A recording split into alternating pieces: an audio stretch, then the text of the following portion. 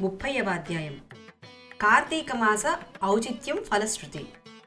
సూత మహర్షి సౌనకాది మునులకు కార్తీక పురాణాన్ని వినిపించిన తదనంతరం సూత మహర్షి కార్తీక మాస ఔన్నత్యాన్ని సౌనకాది మునులకు మరోసారి క్లుప్తంగా ఇలా వివరించారు.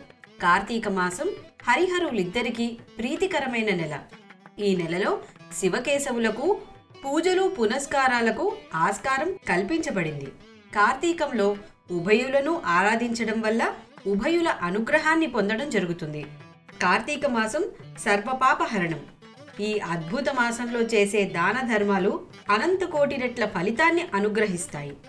స్మరణ మాత్రం చేతనే ముక్తిని ప్రసాదిస్తుంది. వ్యయ ప్రయాసల పాలవకుండా సూక్ష్మ రీతిలో మోక్ష సాధకాలైన విధానాలతో సత్ఫలితాలను సమకూర్చే నెల ఇది. తెలిసి గాని తెలియక గాని చేసిన దోషములు పుణ్య వ్రతక్రతు ఆచరణ వల్ల ముక్తి అయాచితంగా లభిస్తుంది. నీతి నియమాలకు నిలయమైనది కార్తీక మాసం. శుక్ల పాడ్యమి నుండి చన్నీటి శిరస్నానం నదిలో గాని చెరువులో గాని చేయాలి. ఇంటిలో గాని ఆలయాల్లో స్వామి సన్నిధానం వద్ద గాని దీపారాధన చేయాలి. విప్రులకు దీపదానం చేయాలి. ఈ మాసంలో అన్నదానాలు, వన సమారాధనలు, పురాణ పఠనాలు పుణ్యప్రదాలు. పురాణ పఠనం చేసినా విన్నా కూడా పునీతులవుతారు.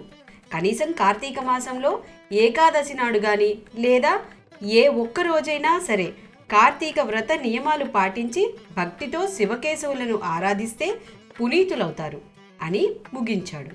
వశిష్ఠ మహర్షి స్నానం, ఆరాధన, ధ్యానం, దానం, ఉపవాసం, శ్రవణం, పఠనాదులతో కూడిన కార్తీక వ్రతాచరణ హరిహరుల ప్రీతికి దివ్య సాధనమని జనక మహారాజుకు వివరించి కార్తీక పురాణమును ముగించాడు.